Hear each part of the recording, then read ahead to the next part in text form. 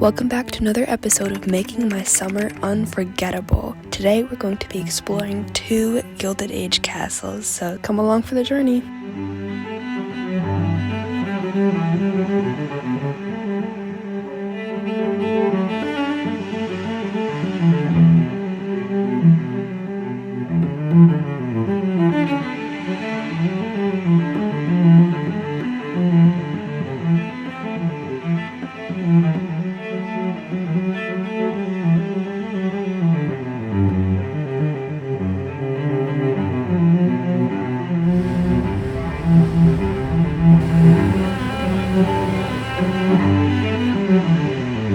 Singer Castle, originally called The Towers, was inspired by Sir Walter Scott's novel Woodstock, which features a medieval castle with secret passages and hidden rooms.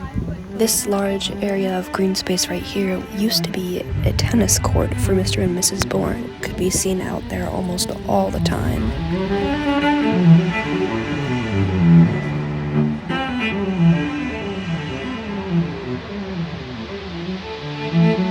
This is one of the passages I mentioned. This room is called the Great Hall. It's where Mr. Bourne and his friends would have entered after a long day of hunting. There's another secret passage in this wine cellar too. Now, Mr. Bourne didn't like eating his meals in the same room every day, so this room here is the room he would take lunch in. The next room over is his breakfast room.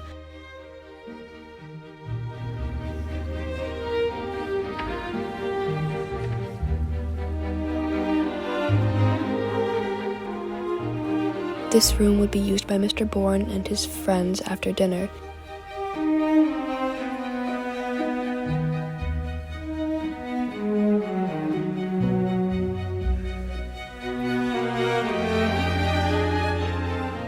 And this room was reserved for the women after dinner. This photograph is actually the Bourne family. Now this room is very intriguing. It's what they called their sports therapy room, and inside is this light bath of sorts. So you would sit in it and your head would poke out, and it supposedly would cure you of certain ailments. But since it's just regular light bulbs, you wouldn't get tan from it. And given that you had to stick your feet in a bucket of cold water, it was not safe.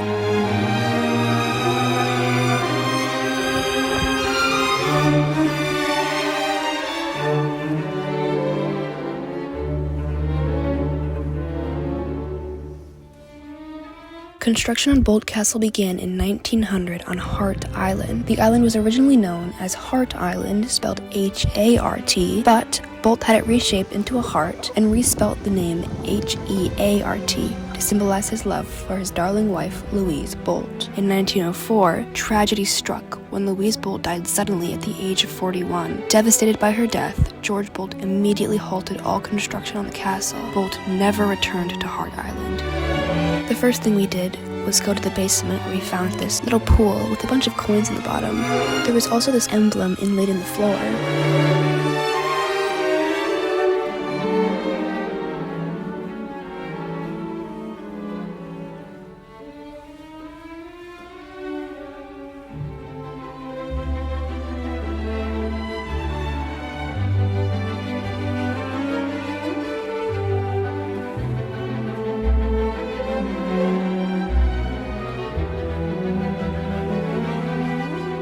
The ceilings in this place are absolutely gorgeous.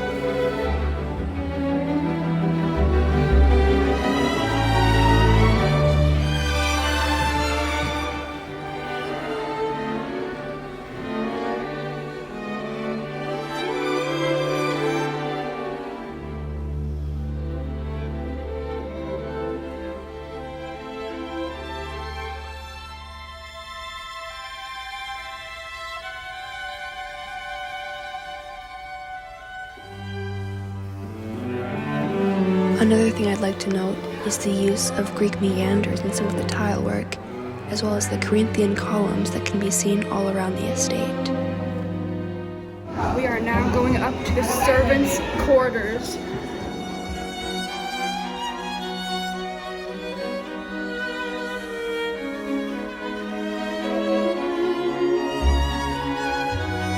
Boldt Castle as a whole exhibits elements of Romanesque Revival architecture, which is characterized by its rounded arches, heavy stone construction, and grand fortress-like appearance.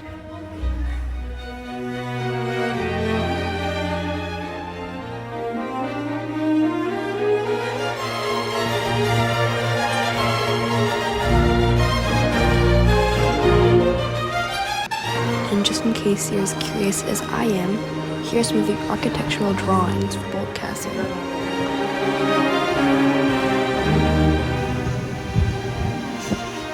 So cool. My dream house for real. This is the tower Boldt had made for his children as a giant playhouse for them.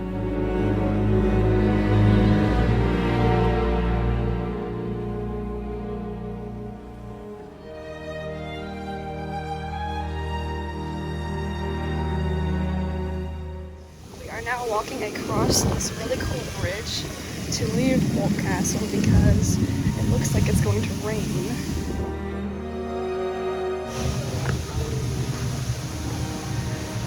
That is the children's house. That's the bridge.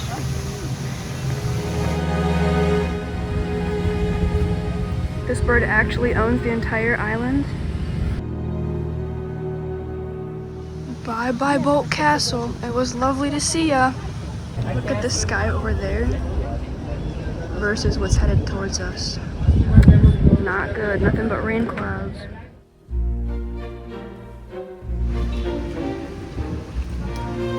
The fudge here is absolutely amazing. If you go here, you have to try it.